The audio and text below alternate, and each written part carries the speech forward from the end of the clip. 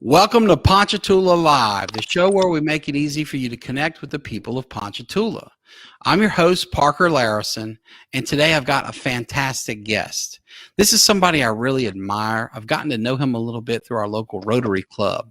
Now, he's not a Ponchatoula native like me, so he's on the newer to town end of things, but he and his wife have made a major impact here in our local community in a matter of a few years. I have with me Pastor Aaron Gordon, First Presbyterian, and this is somebody who's involved in the community, not just as a pastor, as a minister, but as a community servant, as a leader in the art community, and just somebody you really want to get to meet. He's one of the more dynamic, interesting people you'll ever see. So with no further ado, Pastor Gordon, welcome to the show. How are you today? Hello, great. Thanks for having me. We're really glad you're here. Why don't we begin the show by you telling us a little bit about yourself? Sure. Well, as you mentioned, I'm not a from here. I'm what people affectionately refer to as a come here. I'm originally from Southern Maryland, and I've lived a lot of different places. And that's similar. That's crab cake country, right? So you got a lot of blue crab there, like we do here, right? Oh yeah. We don't have quite as many swamps, more marshes, but I mean, right on the river, right on the bay, and the geography is a lot like this area as well. That's cool. Well, tell us a little bit about the path to get here. But before we get into the direct route to Ponchatoula and your ministry, why don't we just start with your childhood? Tell us about, where you grew up, what it was like, and all of that. Tell us about Southern Maryland. Sure. Well, I grew up in a town called Millersville, Maryland, which is on the Severn River, which is the same river that flows through Annapolis, Maryland, where the Naval Academy is. And I lived close enough that I could ride my bike down to the river. I could ride my bike through some fields and get to the comic book shop. So I had kind of an idyllic small town kind of experience there. So idyllic small town sounds familiar to Ponchatoula. How big was the town? You have a feel for the population and how it compared size-wise to our little town? Well, I don't, because the town doesn't really exist anymore. It's not like there's got to be a story there. Tell us more, Pastor. Yeah, well, from the time that I grew up to the time that I came back from my first break from college, the suburbs had completely overrun the area. Okay. And so, like, instead of, farmer fields, there were subdivisions. Instead of fishermen's houses along the river, there were these big, expensive mansions with, yachts out front. So things really changed a lot. So that town that I grew up in doesn't exist anymore like it was. Well, there's a cautionary tale there, right? I mean, Ponchatoula is a town where the first part of what you described has already kind of happened. When I was a kid, there were strawberry farmers in every direction. And now most of those old farms are subdivisions. And it doesn't take long driving up or down Highway 22 to see how that landscape's changing. So far, not that many mansions popping up around here. But maybe that's next. I want to share with you, if you don't mind, a comment here. So, folks, we're here with Pastor Aaron Gordon, and we have Rachel Grace Hines, who has commented here to say, "Hey, Aaron, it's me and Callie. We're looking forward to hearing you talk." Nice. So, Rachel, thank you for tuning in. Pastor, feel free to respond, but it's neat that folks have the ability to comment and talk to you here. I'm happy that somebody's willing to listen. That's great. So you've got fans. So folks, anybody watching, if you have a question for Pastor Gordon about the church, about Twin Steeples, about him personally, you name it, feel free to comment below and we will do our best here on the show to respond to you live. So we're here with Pastor Gordon. He's talking about childhood and how a little town can get swamped and just kind of, taken over by an influx of population. And you see the eradication of farms and riverside. Tell us what your childhood was like in terms of your interest. I think you mentioned it was a comic book store. Did you play sports? Were you into Dungeons and Dragons? Was it, did you know you wanted to be a preacher from Jump Street? Were you out there preaching the word? What was going on with you as a kid? What were you like? So I grew up primarily in the 80s and the early 90s. And so my life was like, let's go play outside. That was pretty much what we did. And I had a little huffy bike, and I probably put 1 million miles on that thing. And every time I had the chance, I would go outside and play. And as I got older, that's really when things like video games started to get good enough to compete, I guess. But I spent a lot of my time in the youth playing different sports. My dad was a hockey player in college and Cool. also a coach for the hockey team at the Naval Academy for a while. Oh, wow. A number of years. So he had me doing all kinds of different things, from swim team to basketball, to soccer, baseball. But something happened when I turned into, I guess, what you'd call a tween. I decided I wanted to be a rock star, and that was what I was gonna. Well, tell us about that. That's interesting. Yeah, I was not expecting that twist.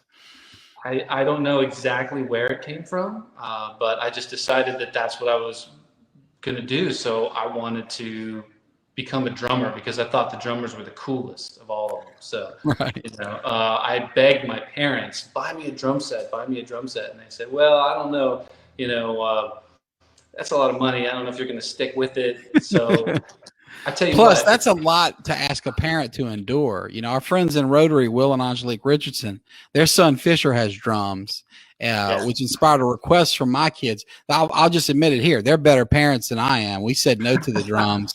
So if your parents were, said yeah to that, that's a big sacrifice. It is. That's one of those gifts that you give family members that you don't like. Right. Right. So you give your least favorite brother drums for his kids, right? That's right. Really big ones and loud ones. Yeah. No, my parents. So how did the rock star thing play out? Tell us about that career. Yeah. So I did stick with it. My parents did buy me the drum set. The requirement for them to buy me the drum set was that I had to join the school band, which I wasn't too thrilled about because the band had a rap for not being too cool, and I wanted to be a rock star. Right, so, I was already a little bit a person divided in the beginning, but so I did it, and it actually worked out really well because I learned how to play drums and percussion really well, and that was a great thing. I joined a lot of local bands. None of them really ever did much more than like play out in some neighborhood clubhouses and stuff. Were you guys playing covers, or did you have any original material? I mean, what kind of music are we talking about? Yeah, so I started out in a punk rock band, and we played covers and originals. And I was also in a bunch of other bands from the time I was going through high school. And even while I was in college, I was in bands too. I was in jazz fusion bands. I was in heavy metal band, and I was also in college in another punk rock band. And I really thought we were cool. And we actually we did some road gigs. So that's when you're really starting to. That's when it gets real, when you take it on the road. Tell us about the road. What was the road like for your gang? So the road was like, I took my F-150 with a cap and crammed all of our gear in the back, and then crammed all four of us into the cab, which was a single cab truck. And then we drive over the mountains to the next town over from where I went to college, and we play Vietnam veterans get together or whatever. Yeah. And whatever gig that they would need, that music festival, stuff like that. Yeah, punk rock and Vietnam vets. I'm sure that went together like PB&J, right? Oh yeah, that's what everyone thinks about when they think about Vietnam, right? No, we covered some Jimi Hendrix and some other more familiar tunes, as well as playing some originals. So it wasn't all punk rock, but ultimately, as you can see, that didn't pan out for me. Probably the Lord had other plans, right? Predetermination. Right. Yeah. Well, God brought me a long way. Very interesting. I'm looking forward to the rest of the story. Before we dig in, you got some comments here. Miss Catherine Martin, who we all know and love. What a wonderful icon of Ponchatoula. She says that Aaron and Jenny, your beautiful wife Jenny, are two great Ponchatoulans, and she's right. Miss Catherine, thank you for watching the show. That's very well said and very true. Tracy Genoble Brown says, Aaron, tell you or says here to tell boys that she says hello. They hope having a great school year, and you have an amazing family.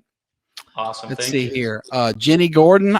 Speak of the devil, Jenny. Thanks for tuning in. She says you still play. You have a drum set at home, and you play with your youngest son and he's learning. Oh, that's cool. So tell us about that. What's it like sharing this passion of yours that you've had since your teenage years with your son? Tell us about that. It's super cool, but also at the same time, it's a little bit dangerous How because, so?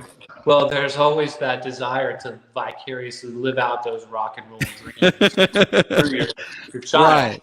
And so, a lot of times it's a blast, but sometimes I'm like, man, he really needs to practice. If he's going to start gigging around, he's going to have to up his game a little bit here. I have to check myself oftentimes.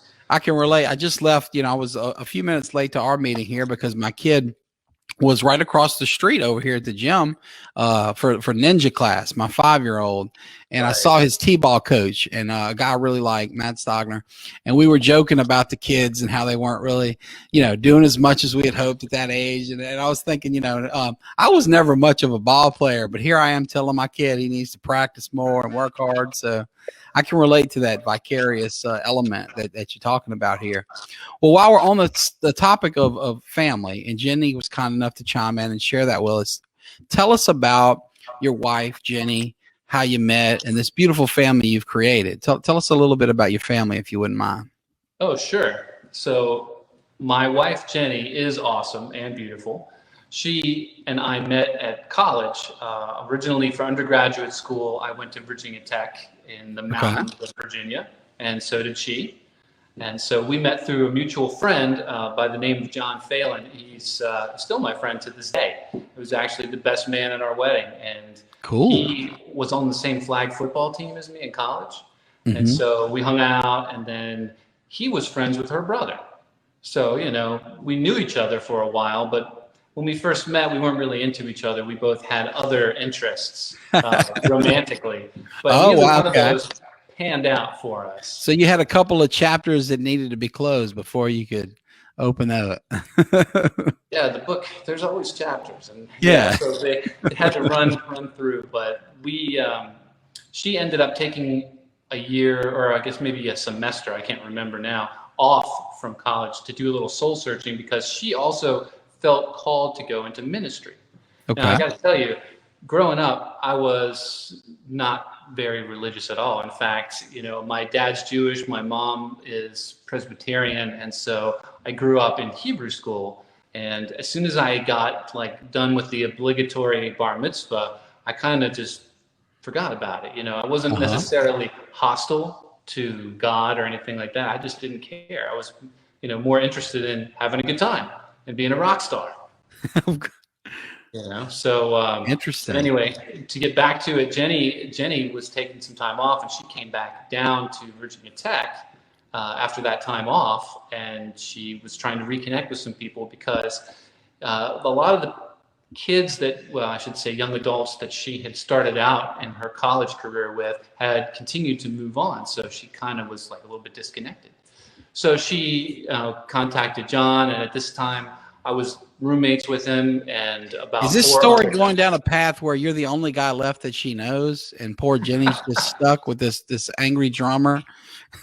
Just kidding, of course. That could make a good story, but no. It's even better than that, actually. I was living with her ex-boyfriend at the time. Oh, whoa! Oh, wow, that's a wrinkle I didn't expect. Yeah, the story has some layers. So consequently, I was rooming with my friend John and my wife's ex-boyfriend Chris and about 4 other guys. We rented this house off campus, and it was kind of like an unofficial frat party house kind of a situation. Right. So we had this all of the frat parties and fun, but none of the dues and hazing, right? Yeah, well, I mean, not official hazing. I mean, it got a little bit hairy at times. Gotcha. But I mean, it was all of us together living in that house, and so she knew him, she knew John, she knew me, so she reconnected with us. And I think at that time they were trying to figure out are they gonna get back together or not? And it just didn't work out. And also, previous to that time, I had broken up with my ex-girlfriend, whom I was convinced that I was going to marry. but it Sure. just, I didn't get the memo. I just wasn't picking up the vibes he was putting down, that like, that's not where I was going. Yeah. Yeah. So, then we kind of just started hanging out, and around the same time is when I actually started becoming interested in God or something bigger, because Sure. uh, I was in these punk band gigging around. I was also an engineer. I had graduated and I was a research assistant. I was doing all this cool robot computer engineering stuff, and I had first a cool sports car and then a cool old pickup truck. And so, like, Got to hear about the sports car before we get any farther. Sorry to interrupt, but is that tell us about the rides, because both the car and the truck. We want to hear some details before we circle back to the love story. Oh, okay. Sorry, Jenny, it's Ponchatoula boys. We love our cars and fast trucks. Hey, it's still a love story, because when I was about 12 or 13, I fell in love with the idea that I was going to have a car, and it was not just going to be, a little hatchback or a sedan or something. It was going to be a fast car. And so from the time that I was old enough to get a work permit, I went out and I got jobs, and I was working and saving money, trying to put money away so I could get myself a car. And I had a good friend in high school who introduced me to these cars that you may have heard, called Mazda RX-7s. No, you're kidding. Oh, yes, absolutely, man. Those were, 0 to 64.9 back in the day, man. That was a hot set of wheels. Yeah. Yeah. So, like, and I was just fascinated because they had this weird engine. Rotary engine, right? Was it the rotary? Yeah, that's it. It was. And so I was. How ironic we meet in Rotary, and two guys here know about that. I never got an RX-7, but I got to say, it was on my wish list. That was a serious ride. Well, I definitely. You lived the dream. What color was it? Well, I had a couple of them. Oh, gosh. There are a bunch of stories there. Hashtag jealous. It didn't end well for some of them. Let's put it that way. Oh, yikes. And we'll just leave it at that for now. You're talking to a car accident lawyer. So I think guys like you at that age keep guys like me in business these days. Well, one of them about broke down to death. And the other one, I had a spectacular crash. It was like Dukes of Hazzard or some action movie, Smokey and the Bandit. Like I went up in the air and flipped over and rolled down the embankment. And somehow, miraculously, I was uninjured. Oh, wow. I had to kick open the passenger door and climb out of the smoldering wreckage. God, thank God. It actually wasn't my fault either. It's wild, because usually if you see a young male in a sports car get in an accident, it's their fault. You jump to certain conclusions there. That's right. And so did the officer that showed up on the scene. If it wasn't for somebody that had actually pulled over behind me and spoke with the officer and told the officer, like, no, and some guy walked out. Like, this is back when people used to walk their dogs, and they had these earphone radio things, like Walkman radio. And so this guy just walked right out in front of me. I was going about 35, and it was raining. And so I was able to avoid him and his dog. Yeah. But I ended up going into a spin, and then, of course, I hit the curb, and that turned the spin into a flip. Oh, yikes. Yikes. So, well, thank God you're still with us. That sounds scary. It was. So let's circle back to the Jenny part of the equation. So first time you meet Jenny, you're a poor college student. You've got a girlfriend. She's got a boyfriend. It's not happening. Now you're a dude on your second RX-7, sweet ride, sweet job. and things are going differently this time around, right? When did you kind of know? When was that little electricity in the air that maybe, something would happen? Well, that ties in perfectly with the story about how God called me into the ministry, at least the initial part of it, because I wasn't even, a Christian. I wasn't even a believer. I was agnostic. Right, because you said although your mother was Christian, your father was Jewish, you did the bar mitzvah thing, so it sounds like Hebrew school, bar mitzvah. Did you consider yourself a Jew at that time? Were you agnostic? Where were you? Yeah, culturally, my identity, cultural identity was Jewish, since I had been through that and been through the bar mitzvah ceremony and all that. So,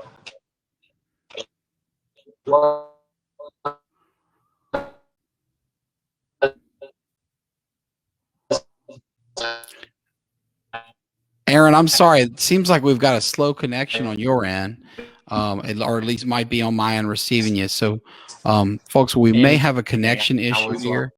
Oh, wait, you back, Aaron? Go for it.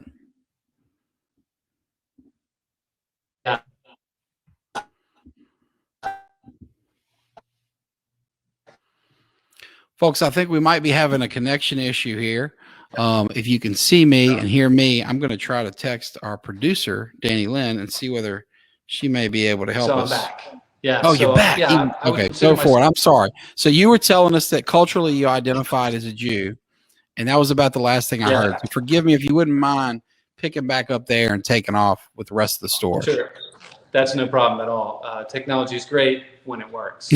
Right. So, yeah, I was culturally a Jew, but I didn't really have much faith in anything except myself. And I thought most organized religions were just kind of like schemes to control people. You know, I wasn't really into the establishment. I wanted to be a punk rocker, you know, really like completely against the norms of society just because, you know. Rebel without a cause. Yeah, exactly. But, you know, after that first relationship that I had that was real serious didn't pan out, you know, that broke my heart. And so I really started looking around to say, like, okay, like life seems like it's going pretty good. I've got everything I could want. You know, I have a promising career. I'm doing okay. But I just really felt like something was missing. Of course, that thing was God, but I didn't know that. So I started looking around and like checking out all the Eastern religions first, you know, like Buddhism and like all the cool New Age stuff. What inspired that? Was there a person in your life of that bent that kind of got you heading that way, or was it just curiosity, academic, or why'd you start there with the background you had? I was just looking for meaning, and I stayed away from Christianity at first because of most of the Christians that I met. I thought they were a little bit nuts. So it's like, oh man, that's crazy stuff. How so? Like what seemed nuts about them? Yeah, so I had a hard time making sense out of, you know, like what I was seeing on TV and what I knew from, you know, being an engineer and being a scientist, and what, you know, the faith story that and the positions that people were taking based on their faith. It seemed to me like it was a little bit crazy. But also you have to remember, you know, I was raised Jewish, and I mean, when I was coming up, there were still people that I would, for example, we'd go to Rosh Hashanah dinner, which is like a big family holiday where we all get together after, you know, services and stuff. And we get with my aunts and my uncles and some other folks from their synagogue. And I remember people that survived the Holocaust that had their Auschwitz, you know, tattoos of their numbers on their clothes.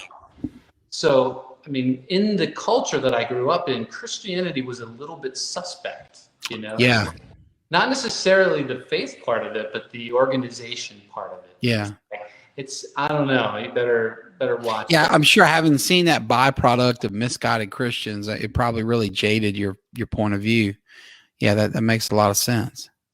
Yeah, and so it made it all that more powerful when, for me, I realized that, you know, Jesus was it for me. I was like, oh my gosh, like I really do believe this, and I don't know how to reconcile that with my like young, raucous punk rock self. You know, that was like identity crisis times 100. Well, how did you get there? So you talk about your roots in the Jewish faith, the search, you know, in the Eastern religions. When did Christ come into your life, and how did that happen? Yeah, so one of the guys that I was living with in this official kind of frat party house thing was a guy by the name of Dan.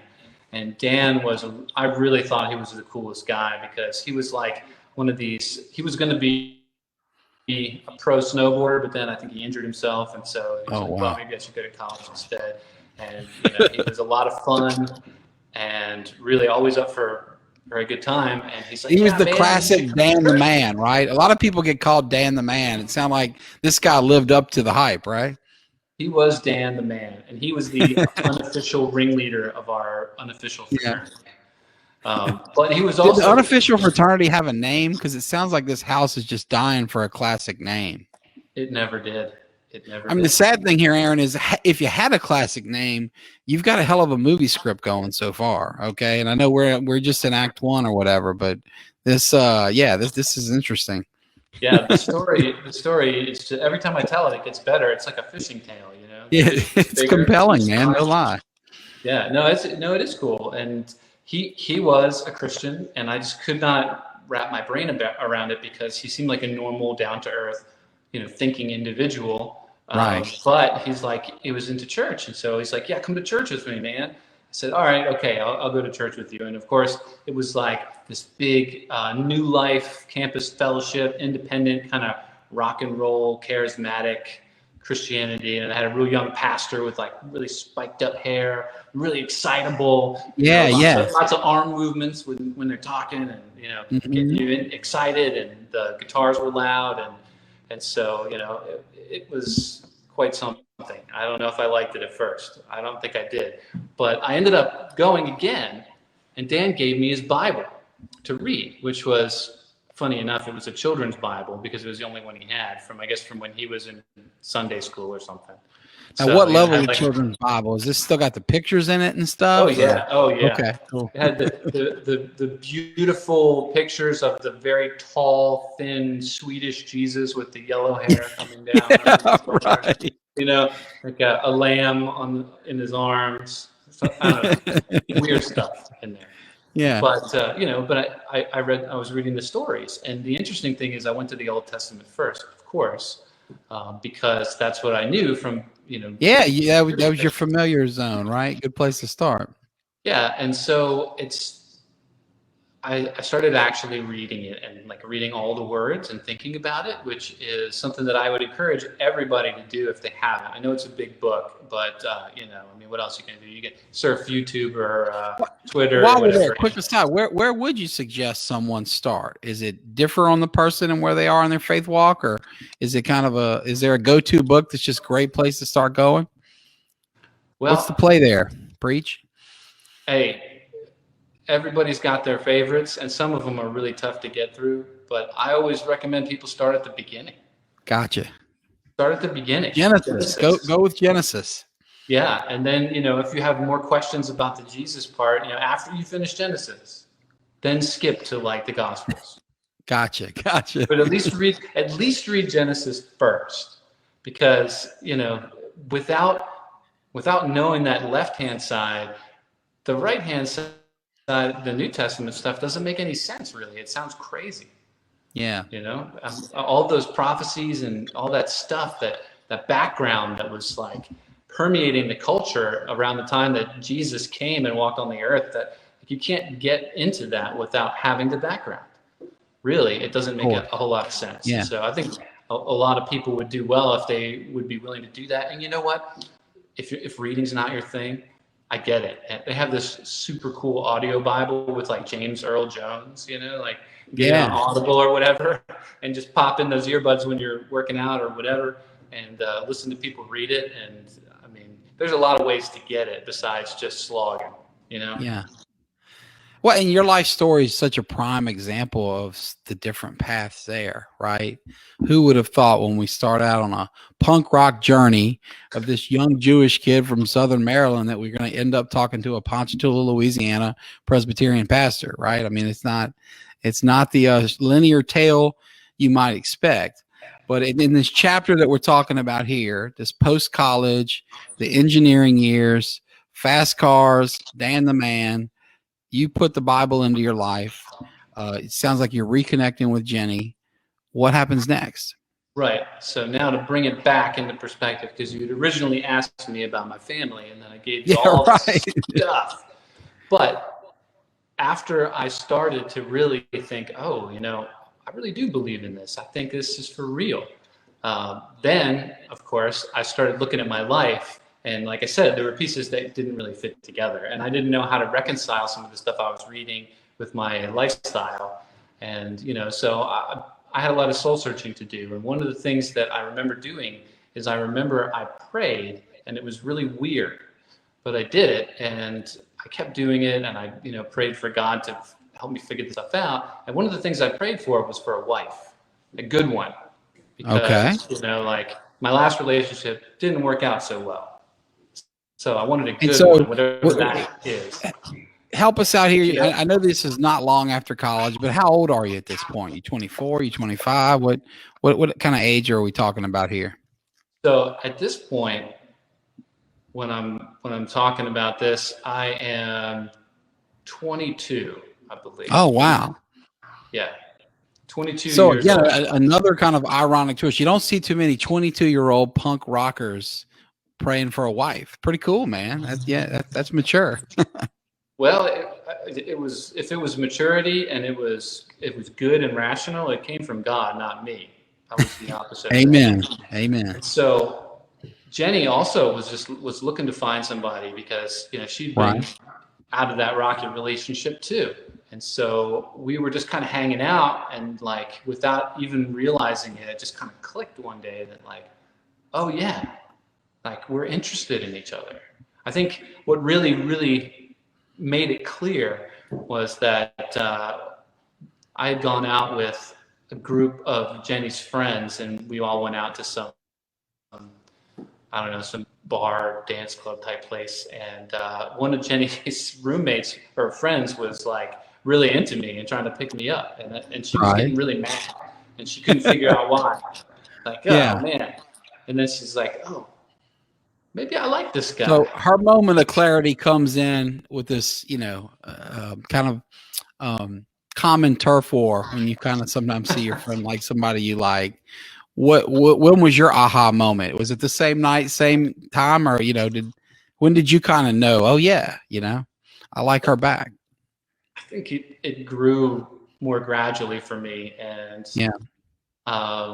there was no one instance, but I remember after that event. If Dan the Man had made a move on her, maybe in some alternate universe, but it didn't happen that way. You had a slow roll. Dan the Man was already taken care of.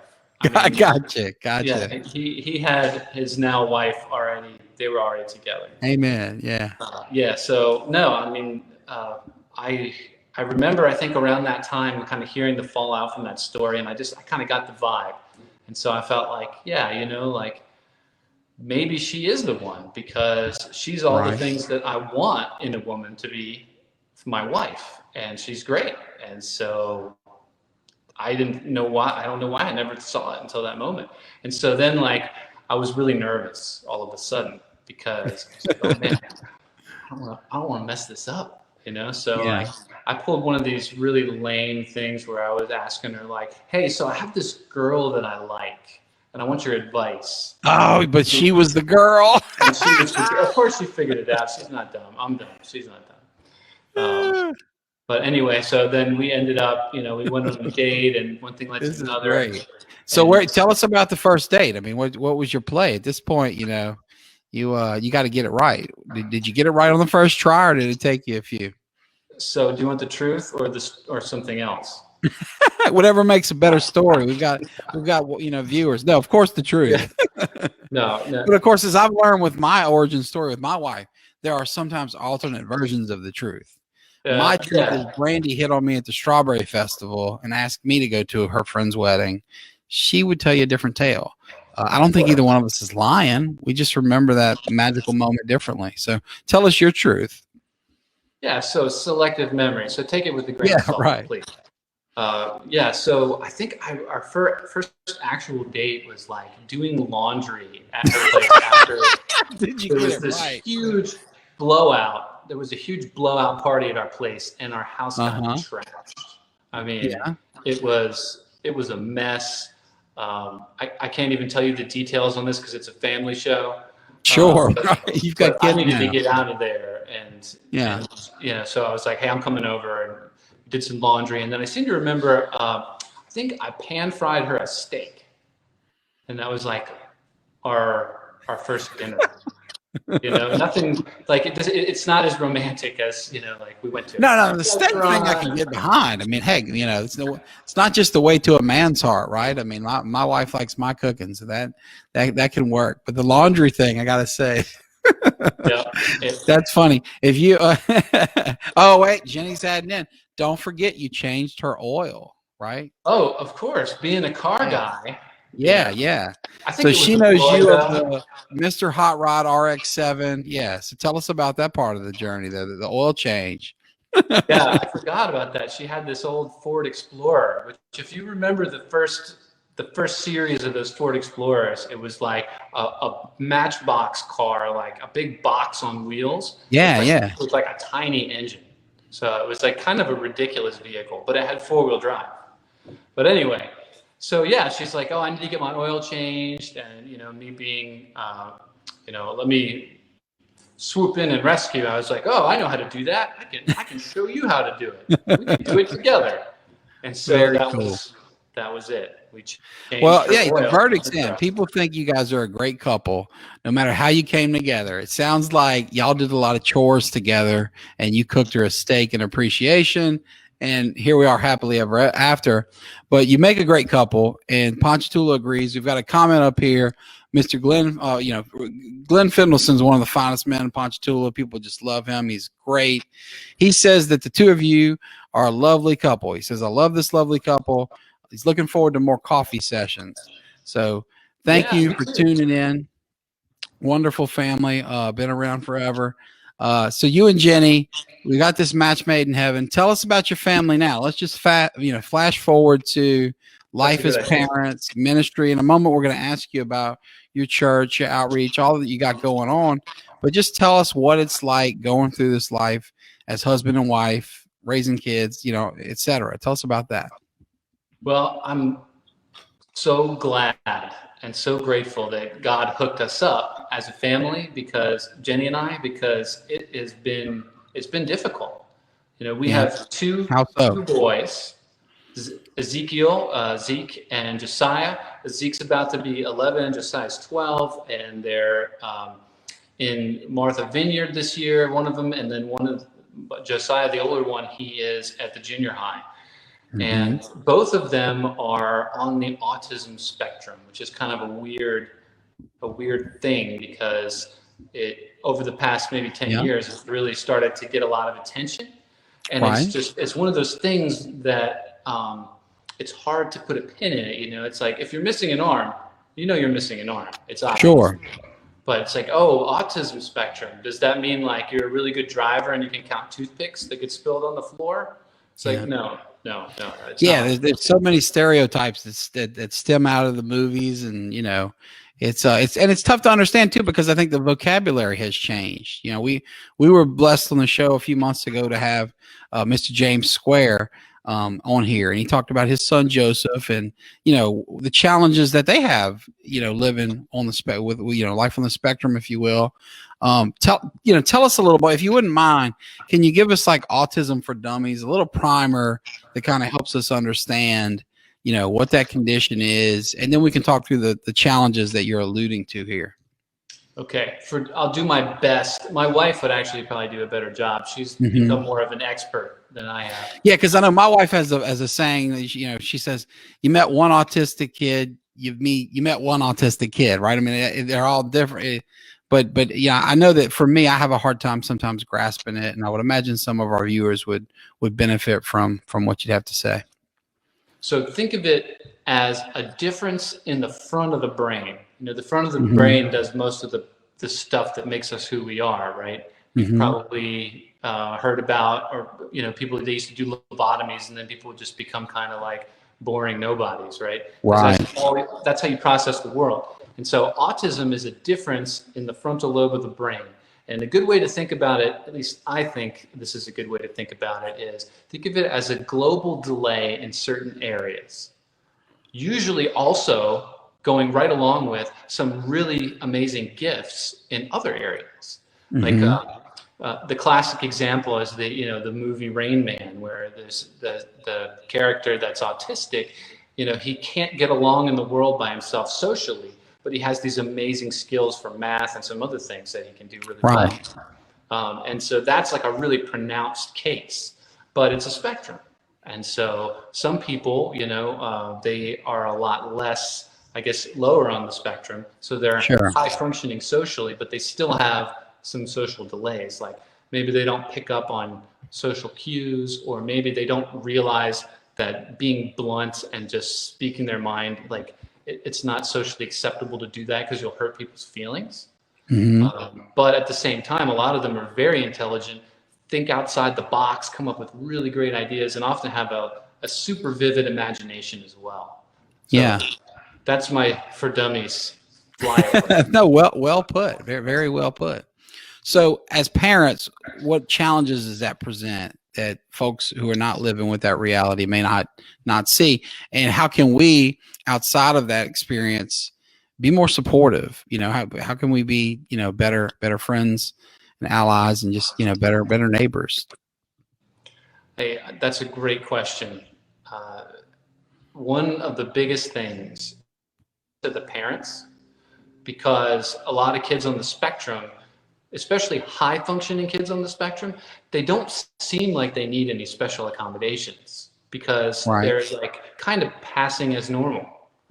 But they might do like just completely stupid things, or they might just interact with people in ways that are just completely unacceptable. And like if you are coming from a traditional parenting model, your first thought might be like, man, they just need to punish those kids more because they get away with everything. Or like, I can't believe that kid is such a jerk or so willful. But a lot of times it's not, and you just have to come at it a different way. Like one thing that makes a big difference is the language that you use, because a lot of times kids that have autistic differences, you have to, if you want to have a good result and have a good interaction, you have to come at it from a little different angle. So that's where the parents can really come in. So if you see a kid that, like, for example, a lot of times, my oldest son, he'll get in trouble because he says things that are, we would never say out loud because it's just not proper. You just don't do that. But he's just, it's just like the filter's gone and he's just saying it. And so it's hard to separate that for some people from like mouths. He has a good heart. He's a great kid. He loves people. Yeah. But sometimes he says stuff and it's like, whoa, you cannot say that. Yeah.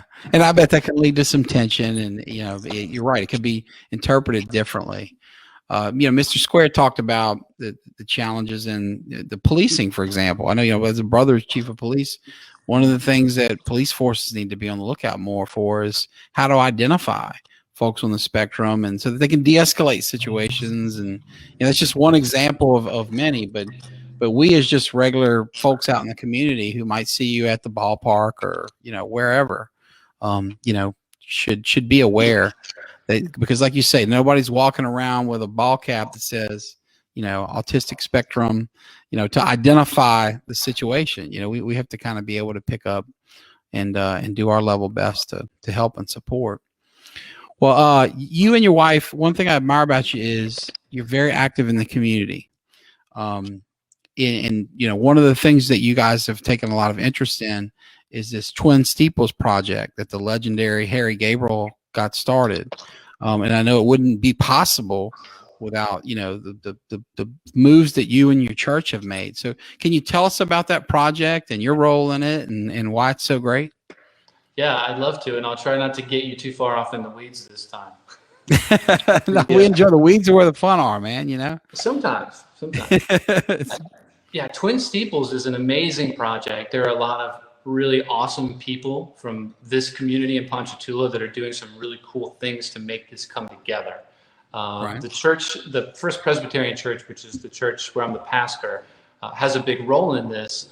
But really, I think this is something that God's doing in our community. And this is what you're seeing is just kind of like a symptom of that, if that makes any sense to you. So when I originally came down here in October of 2018, which is not long at all ago, I didn't know what this congregation's role was going to be in the community. What's the purpose of this congregation? What are we going to do? Right. And so we kicked some ideas around. I had this great idea for lashing a whole bunch of party barges together and then like floating down the river where all the camps are and having church on Sunday. But that wasn't where God wanted us to go. Instead, we started getting hooked up with all of these really creative individuals and started to kind of see that there's this really cool kind of artistic, creative, craftsy scene that's going on in Ponchatoula. So it's kind of getting this identity. And so we thought, well, like there's a lot of churches in Ponchatoula. A lot of them are pretty big and they have great ministries and they're ministering to a lot of different sections of the population. But this one, maybe this is where we need to go, and we need to serve this particular section. So we started doing these creative gathering things where we had this old white church, which is now part of the Twin Steeples. It was an old wooden church building that was behind our building. It was like we use it as a chapel, but it wasn't getting used that often. So we opened it up. It's wood. It has great. Was it located kind of in the center of the block, kind of behind your actual main? Because I know you have several buildings on your campus. There's the main church on 4th Street, which is more center block, and then there's the Head Start or educational building, the Bodker Educational Building next to it. Please remind me where it was before you flipped it around and put it in Twin Steeples. Was it toward the center of the block, or was it all the way on the street? How was it set up? It was situated behind all the other buildings, so you could see the top maybe from the street. Gotcha. But it was very hard to access it. You had to basically come onto the Presbyterian Church grounds and then like go around a couple buildings to get there. Okay. So we had opened up this creative gathering, and Harry Gabriel and the Gabriel family has been involved in the Presbyterian Church in Ponchatoula since a long time ago. And so I remember he came and we met when I first showed up, but because of his health concerns, he wasn't regularly coming to church. He kind of had to stay like cloistered away in quarantine. This is before COVID even. So we talked a little bit, but once we started doing those creative gatherings, he was really excited, and we started to talk and we hung out together. He explained to me that he was an artist and that he was really into creativity in general. That's what connected him to God. And he said there are a lot of people around Ponchatoula that have amazing creative spirits. And so he wanted to do this. He had this idea, like, I want to have an arts center that's open to the community to promote the arts here. And this was his dream. And so, we talked about that a little bit and kind of developed the idea, but I didn't know if it was going to go anywhere. Well, one day he called me. Apparently there was a yellow Lutheran church on the opposite corner of the block there on Oak Street and 5th Street. And previously had been converted into a residence, and it went for sale. And Harry just on a whim, he just decided to buy it. So he called me and he said, "Hey, I think I'm crazy. I just bought a church." I said, "What are you talking about?"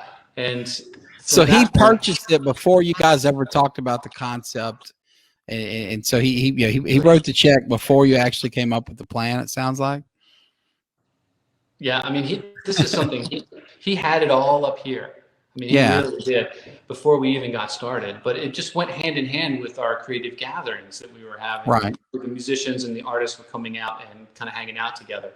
And so he said, hey, like realistically, I know you're new here, but what do you think of the odds that like I might be able to buy or get that white church building? And I was kind of like, well, churches don't have the best track record at parting with property. Especially buildings that hold like emotional and intrinsic value to them because of the memories and the experiences and the history. It's like, it's very rare that kind of thing is going to fly, right? So, but I said, you know what? But I think the congregation is behind this. I think they really believe that the creative people in Ponchatoula are the ones that we need to reach out to. So they might go for it. And so through a process, that I won't get into, eventually it came time for the vote, and they approved it.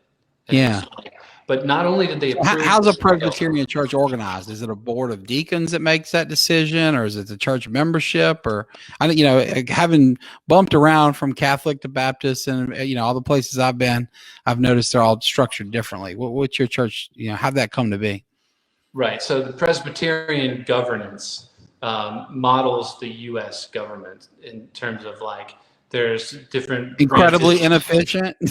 No, well, I wasn't going to say that, because we're trying to keep it positive. But no, what I was saying is it's heavily committee based, and then Gotcha. it's run by a council of elders they call the session. That basically they have all the power. So it's like you elect a representative to kind of make your laws, just like we do with senators or other government officials. That's how the Presbyterian Church is organized, and the pastor is just the moderator of that board. Gotcha. So the pastor only gets one vote. It's not like in some churches where the pastor is the CEO, and it's like So you're more Speaker of the House than President in terms of making the decision. You get a vote and you get to put the podium, but ultimately the other guys well, that's neat. So tell us about the project. So we talked about its origins and Harry and the church, and eventually you put these two churches together. You physically have to move them, turn them around. They're facing one another. I think folks in Ponchatoula, we drive by all the time. We're intrigued. And then now I think the word's out, it's an arts center. But tell us a little bit, when the construction's done and everything's, as planned, what's going to take place there? What's it going to do? How's it going to support the artistic community here in Ponchatoula? It's going to be a couple things. First and foremost, though, it's going to be a space, like a gallery space, a place to perform, a place to display, a place to have people come talk about their art, a place for people to gather and do artistic things together, read from their books if they're authors, that kind of thing. So it's got two buildings. Each one of them is a gallery named after the year that the church was built. So we've got Gallery 1901 and Gallery 1893 are the names. Oh, that's cool. And they're really cool wooden buildings, and they are in the process of being restored and, put together in such a way that they're going to be great places for either art gallery type shows or performances. And coupled with that, there's going to be a central plaza, a central courtyard that's going to be raised up, and it's going to have paved like brick pavers, and then it's going to have a small outdoor stage, so that there is an opportunity to do like outdoor concerts, or like to go hand in hand with some of the other events that Ponchatoula already is involved in, like Strawberry Festival, trade days, art and wine stroll. It's just another space. It can serve as an anchor for those kind of events for people to come display their art, that kind of thing. The other thing that is going to happen there, besides it just being a space, is we are going to have some special events. So mainly the goal is to have this funded by memberships and donations, but we'll also have like some signature events that we'll charge for, and some people will come out, but it's not like it's a concert venue, if you get my meaning. Yeah, sure. That's amazing. So we've covered kind of the who, what, where, and why. What about the when? When do you expect to open and kind of be done and open to the public? So we're going to be open this fall. Cool. What that means is we'll be functioning. I don't know if all the pieces will be in place yet, but we're working with a local general contractor, Stephen Emmons, who is... Oh, Stephen's great. Yeah, we grew up together. Professional very talented. He just finished a beautiful remodel across from my house on 8th Street. Yeah, he and his brother, they've been doing great work all over town. They're wonderful. Yeah, and he's really been, this has been a tough project because of the fact that we have been trying to do this while, Harry was in the hospital, and then after Harry passed away, we're trying to do it in a way that he envisioned it would be, and also raise money, and, he had put up some money from it, but we we didn't have access to that money right away either. So it was like, it's been a really difficult process. Yeah, true. Yeah, so you've got like a succession process to get through, if you will, and yeah, Exactly. kind of legal bureaucracy. Yeah, that would hold things up. And so, oh, sorry. No, please continue. Please finish. John Gabriel, his brother, who's an architect in Houston, also the one that created the plan for these two churches talking to each other. He is also the executor of the estate, and so that is a fortunate thing. He's been very helpful working through this stuff, and also he's been a big supporter of the arts in his own right. Yeah. So Stephen's been working really hard with his crew, and the city of Ponchatoula has also been working with us. I mean, everyone wants to see this project get done, and we have recruited a fantastic board of directors. You've had a bunch of them on your show recently. Faith was on a week or two ago. Let's see if I can name them all without messing it up, because they're awesome.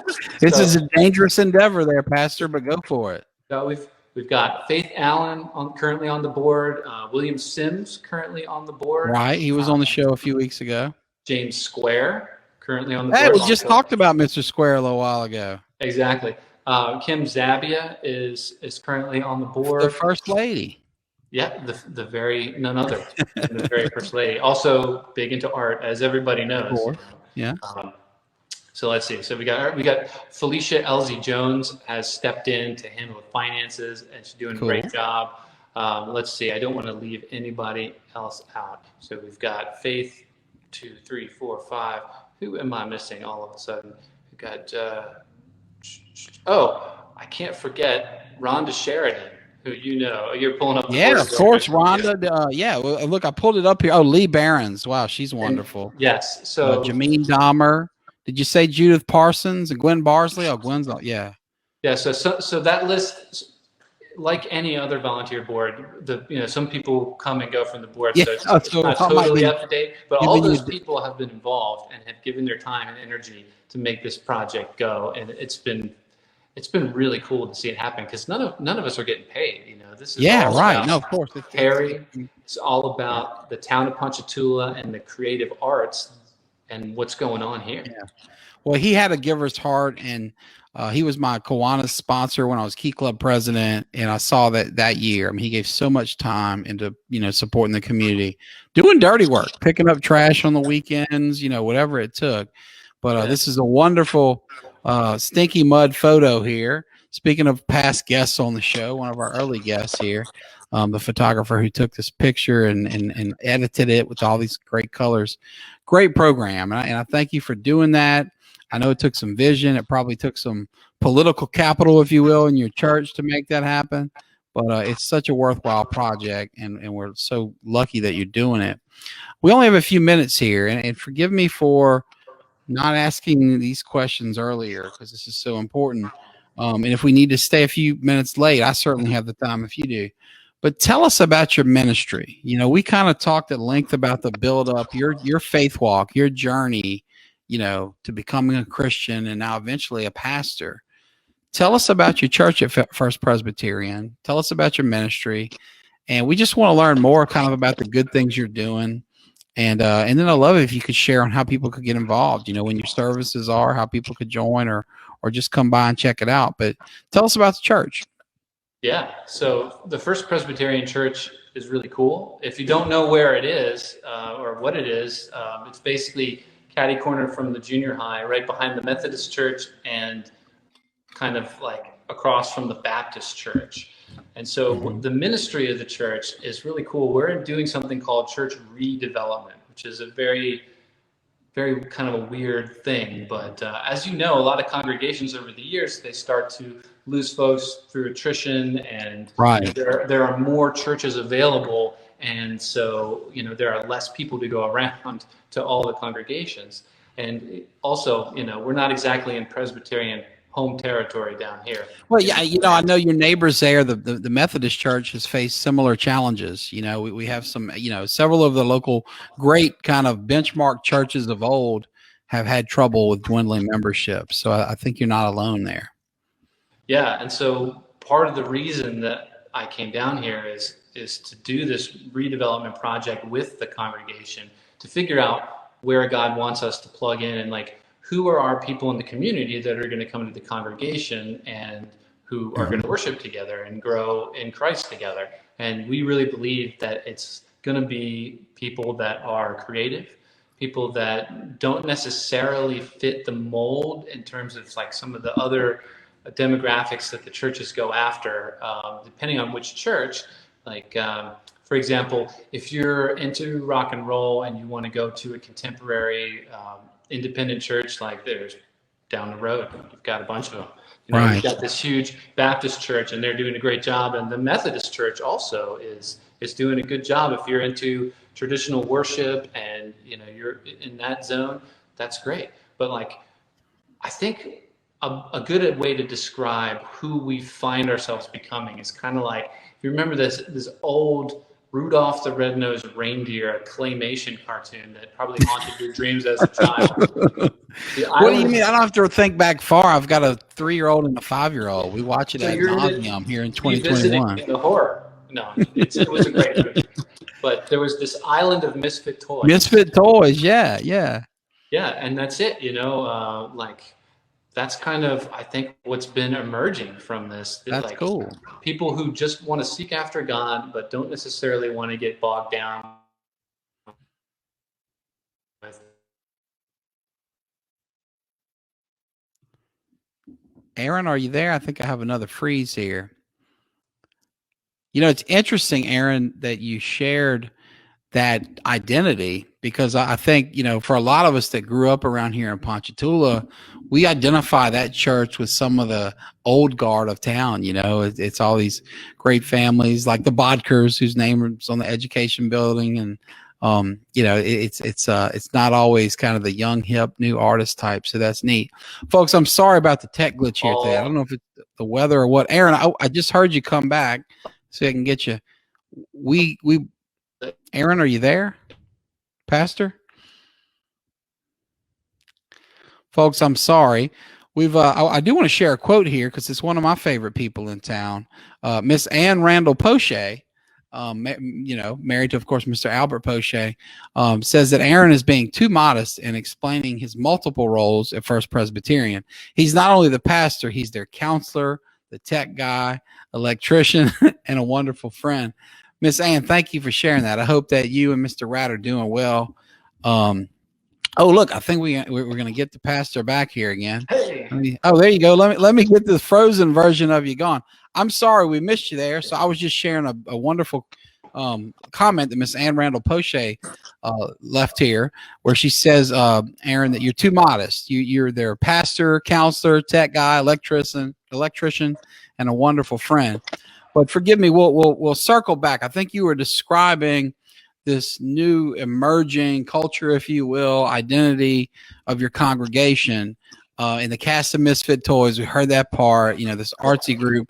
And I was commenting how, you know, to juxtapose that with kind of my traditional notion of that church, because it was very old guard. You think of folks like A.J. Bodker, principal. I mean, there's no more respected, but kind of 1950s-ish, if you will, not punk rock for sure. And you know, the wonderful members over there, but I'm not sure that we would have associated with the kind of this, you know, the Gabriels you mentioned. Of course, Harry and his brother were artists, but they were also business titans and these old guard respected families. So it's kind of neat to hear this twist that I, as an outsider who, you know, may not have suspected. So please tell more, and forgive me for rambling here about your topic, but it's neat. Tell us more about that before we close here. Sure. Well, every church, just like every organization, has a life cycle, and it may be a very long life cycle or maybe a short life cycle. And so, like every congregation that's going well is constantly reinventing themselves. So it's not like we want to lose connection with any of the past of the church. It's just when the demographics change, because the church really is just a congregation of people who are trying to please God, explore their faith, get to know Christ. That group of people, you know, changes over time. And so the culture of the church. A dramatic example is I went to a church in Elmhurst, New York, which is in Queens, I believe, and to an old Dutch Reformed church. And I was walking down the hallway, and there are all these pictures of these stuffy looking, very serious Dutch preacher types. And then Mm-hmm. all of a sudden, at some point, it switched, and there were a whole bunch of pictures of Asian people on the walls. And the whole congregation, you know, as the neighborhood transitioned, became Right. almost completely an Asian church.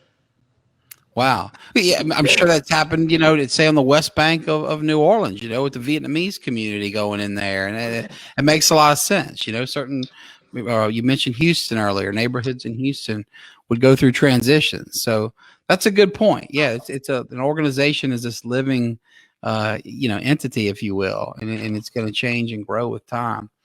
Well, you've shared so much wisdom here. I do want to ask a few closeout questions, but, one being, you've described this wonderfully epic, winding journey, from, running the roads of a small town that's no longer there in Maryland and coming up as, Jewish and exploring Eastern religions. And here you are as a Presbyterian pastor. If you could kind of go back to your younger self, especially maybe to the lost version of yourself who didn't yet know Christ, what message would you share? What would be the one singular piece of advice you would give to your younger self? That's a pretty epic question. Sorry to put you on the spot. No, it's good. I mean, I was ready for it, but really, I don't want to sound like a cop out, but I'd be afraid to tell my younger self anything. Because if I did, I wouldn't end up being here where I am now. Yeah, good point. I know that sounds kind of silly, but really, I guess if I wanted to do one thing for my younger self, it wouldn't necessarily be a bit of wisdom. Maybe it would be. It would just be some comfort to say, listen, you're going to go through a lot of stuff, and things are going to go really good, things are going to go really bad, but it's not going to stay the same for very long. So hang in there. Mm-hmm. Great advice. Great advice. Well, as we close, what would you like to share with our viewers? Is there anything on your mind, on your heart, anything at all that you think that we should hear from you before we go? Well, I should definitely plug my congregation, or else I'm going to have to, go to a different town where they're going to run me out of town. So I've got to do that. I got to tell you, we worship at 11 o'clock at the church. It's on Sunday. It's a fairly traditional kind of worship, and usually we do Sunday school before that, around 9:45 to about kind of when church starts. Lately, because COVID spiked again, we backed off on that, but that'll come back again.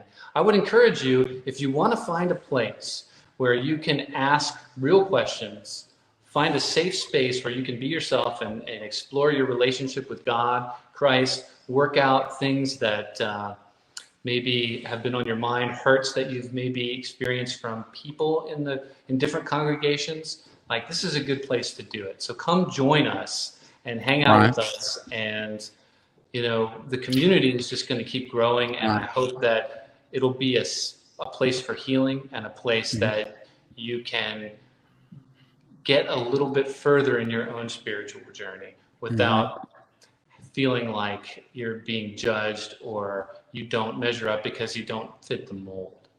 Sounds like a very welcoming and open church, which is, I think who's not looking for that? And you're also online, right? Don't you have a Facebook? Do you guys broadcast live or do you record it? Tell us a little bit about that in case somebody's maybe afraid of the germs at this moment and doesn't want to come in this Sunday.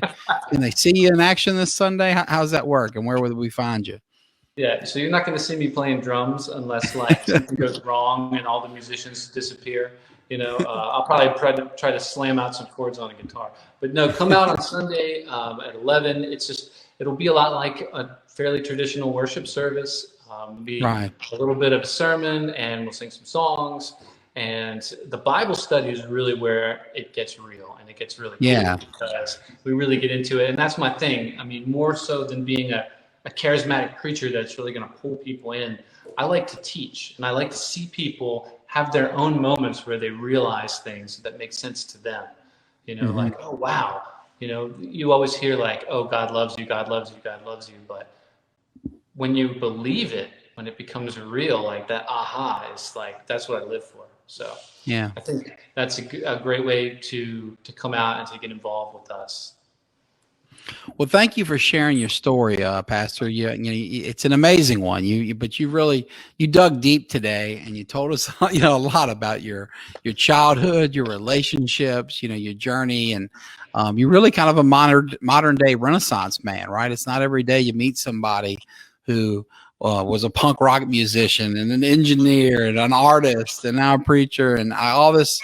It's really a lot going on there. And it's easy to see why so many people like you. So to our listeners, I thank you for tuning in. To Pastor Aaron Gordon, I thank you for sharing your time.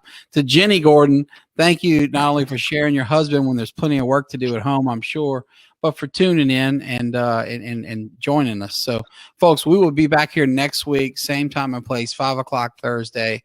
We will have the Chief Medical Officer of North Oaks, Dr. Robert Peltier. And we look forward to seeing you then. So thanks again, Pastor. It's been a real blast. Take care.